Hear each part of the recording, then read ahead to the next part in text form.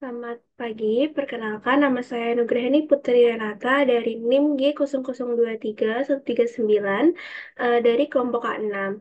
Di sini saya akan menjelaskan mengenai anatomi kardiorespirasi. Nah, yang pertama ada farin.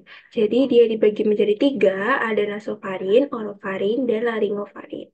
Nah, di sini sudah telah digambar, ini ada nasofarin, orofarin, dan hipofarin. Nah, selanjutnya ada nasofarin. Jadi, dia itu skelatopis dari FC1 sampai FC2.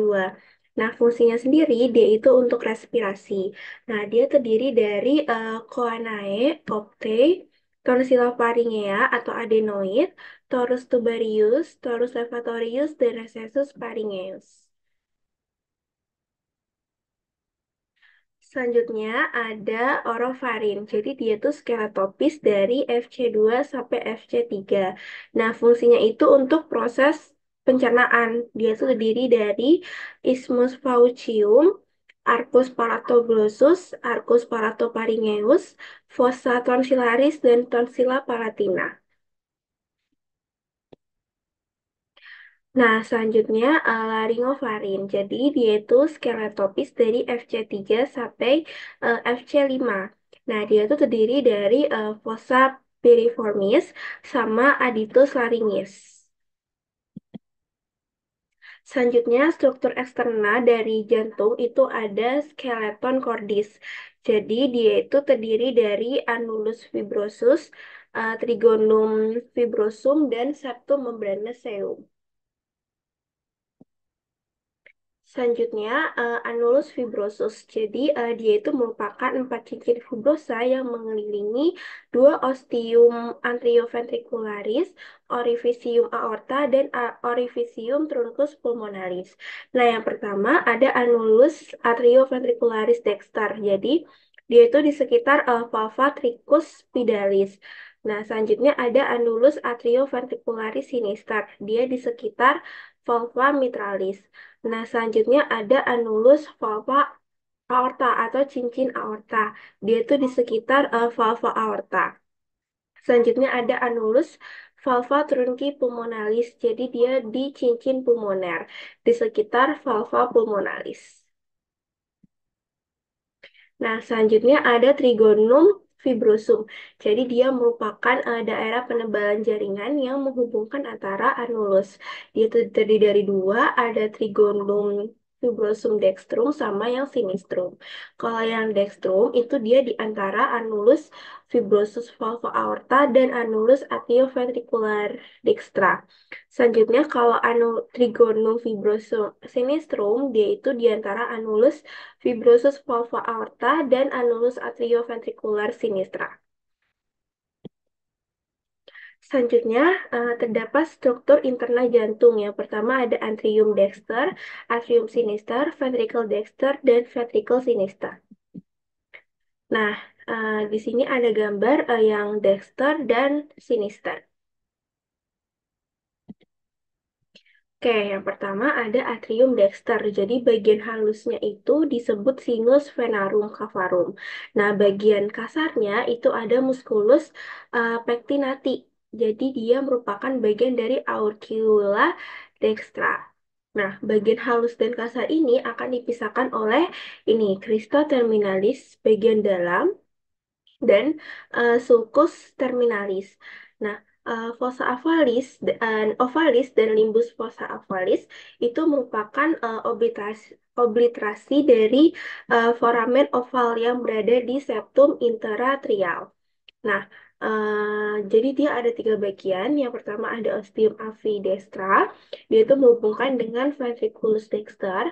Terus ada ostium sinus coronaris, itu valvula de Bessy, sama ostium vena cava inferior, itu valvula Eustachi. Selanjutnya ada ventricle dexter. Jadi dia terdiri atas satu ruangan kasar yang tersusun dari trabecula carnae. Nah, tiga jenis trabecula carnae ini, yang pertama ada musculus papillaris. Dia terikat pada chorda tendinea. Nah, terus ada trabekula marginalis. Dia itu terdapat bundle of his dan rigi biasa yang menonjol di bagian dalam. Nah, terus ada ostium trunci pulmonalis. Dia itu menghubungkan dengan truncus pulmonalis. Selanjutnya ada atrium sinistar. Nah, dia itu terdiri dari sinus venarum cavarum dan auricula sinistra. Dia itu ada ostium avi sinistrum. Dia menghubungkan dengan ventriculus sinistrum. Terus ada fossa ovalis dan valvular foraminis ovale. Selanjutnya, dia dimuarai oleh dua buah vena pulmonalis dextra, satu buah vena pulmonalis sinistra superior, dan satu buah vena pulmonalis sinistra inferior. Selanjutnya ada ventricle sinistra. Dia itu berbentuk dari apex cordis. Nah, miokard itu lebih tebal dibanding yang lain. Terus ada vestibulum aorta, terus ada ostium aorta yang dia tuh menghubungkan dengan aorta. Terus ada musculus papillaris. Dia itu terikat pada chorda tendinea. Nah, terus ada mekanisme pembukaan dan penutupan dari katup jantung. Jadi, yang pertama ada mekanisme katup atrioventricularis. Jadi, ventrikel itu akan relaksasi atau tekanan di dalam ventrikel itu akan rendah. Selanjutnya, cuspis itu akan tergantung lemas dan kedua valva atrioventricularis ini akan terbuka.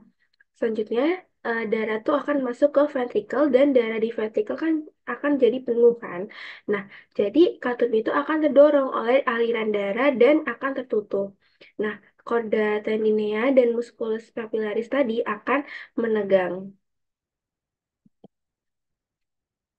Nah, selanjutnya ini ada gambar dari aorta. Terus ini ada aorta valva, ada pulmonari, vena pulmonari, ada atrium kiri, ada valva mitral, chorda tendineae di sini, dan ada musculus papillaris. Terus ini ada cardiac muscle dan left ventricle. Nah, selanjutnya pada pulmonal valve mekanis. Jadi selama sistol, tekanan aliran darah itu akan mendorong katup ke atas sehingga darah itu akan mengalir ke arteri pulmonalis. Nah, kadang-kadang dari darah itu akan mengisi sinus pulmonal dan ketika katup telah terisi penuh, titik puncaknya itu akan turun ke bawah sehingga menutup katup pulmonal. Nah, kalau yang aortic valve mekanisme, dia itu jadi katup aorta memiliki struktur yang unik, yaitu bukan arteri koroner dan di dalam sinus aorta atau arteri koroner adalah arteri yang memvaskularisasi jantung itu sendiri. Dia di dia itu ada di dalam sinus aorta. Nah, kita juga ingat bahwa pengisian sinus hanya terjadi pada akhir sistol atau kontraksi ventrikel. Jadi, aliran darah itu akan melalui pembukaan arteri koroner hanya terjadi pada fase diastol atau ventrikelnya relaksasi dan atrium itu kontraksi. Oke, selanjutnya ada diafragma. Jadi diafragma sendiri itu pembatas kavitas torakis dan kavitas abdominis. Dia ada dua bagian, jadi ada pars muscularis, jadi ada peri periferni, parsternalis, costalis, dan lumbalis. Selanjutnya ada centrum tendineum atau yang berada di sentral. Nah, selanjutnya ada mediastinum. Jadi mediastinum itu ruangan dalam kavitas torakis dan di antara kedua kavitas pleuralis.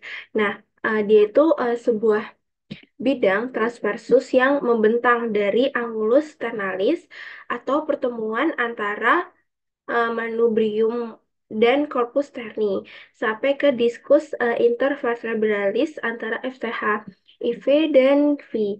Membagi mediastinum menjadi dua, jadi ada mediastinum superius dan mediastinum inferius.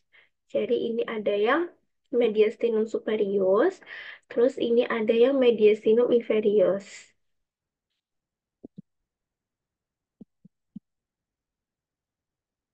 Sekian dari saya, terima kasih.